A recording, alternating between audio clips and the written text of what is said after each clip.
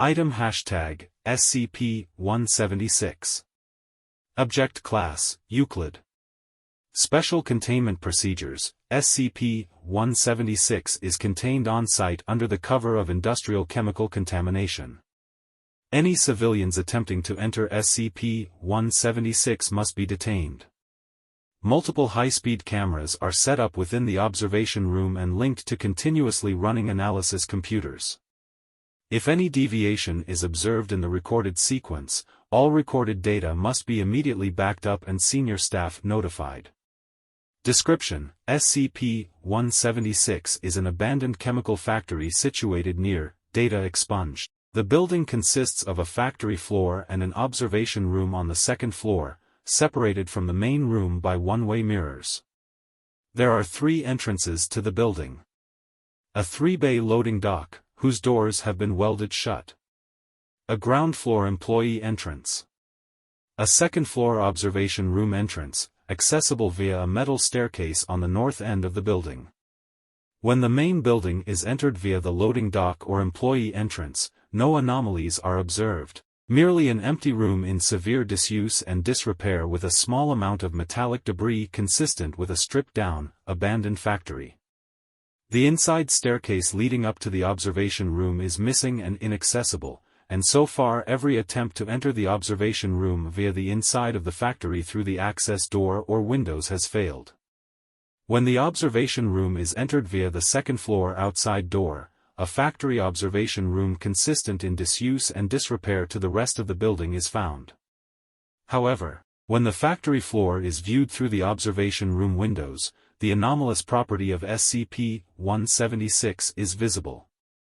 The view from the observation room window shows a static, repeating scene that lasts approximately 11.3 seconds before repeating. Visible through the window is a room of the same dimensions and layout as the factory floor, but painted white and sterilized. Set up in the middle of the room is a huge electronic device of indeterminate function covering at least 50 square meters and extending approximately 2 meters in height at its highest point. 5 individuals in white clean suits appear to be working on the device. Approximately 5.9 seconds into the scene, the employee entrance door bursts open and 4 individuals wearing black tactical armor with no identifying marks or emblems enter the room and open fire on the research personnel. At 11.3 seconds, the device in the center of the room emits an intense flash of light and radiation, and the scene resets. Analysis of thousands of instances of the scene has shown no variation in the sequence. So far, all attempts at interacting with the scene have failed. Any attempts to breach the window or door from within the observation room are met with resistance inconsistent with the suggested strength of the materials comprising their frames. To date, all attempts that have resulted in successful penetration of the door or window have resulted in the damage being instantly reverted along with the sequence during the burst of light. Any tools or limbs extended outside of the observation room are cleanly severed, and have never been found. Research is ongoing into the nature of the device at the center of SCP-176, as well as the identities of the individuals involved. Addendum 176-1, Further Analysis of Individuals in SCP-176. Analysis has yielded the following information regarding the individuals visible in the scene.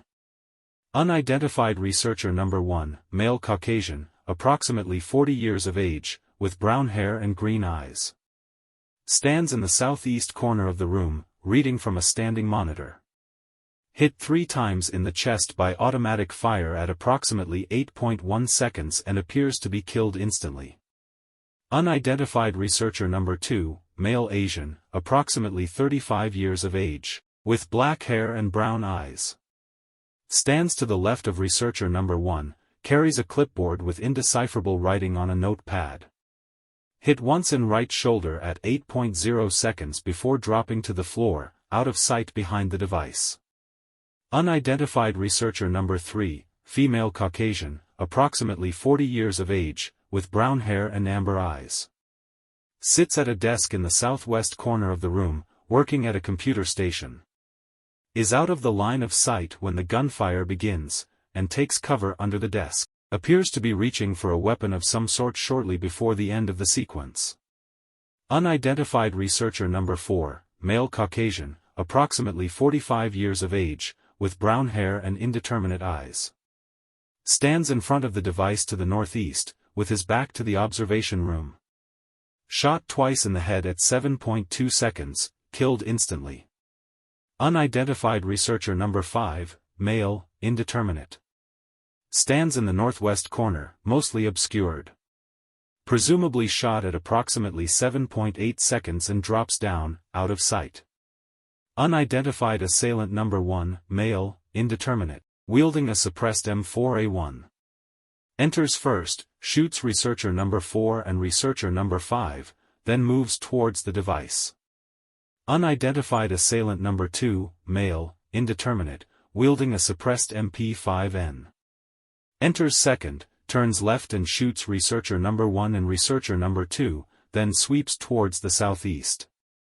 Unidentified assailant number 3, male, indeterminate, wielding a suppressed MP5N. Enters third, turns right and moves under the observation room. Unidentified assailant number 4, male, indeterminate, wielding a suppressed TMP. Stays at the door, covering the others.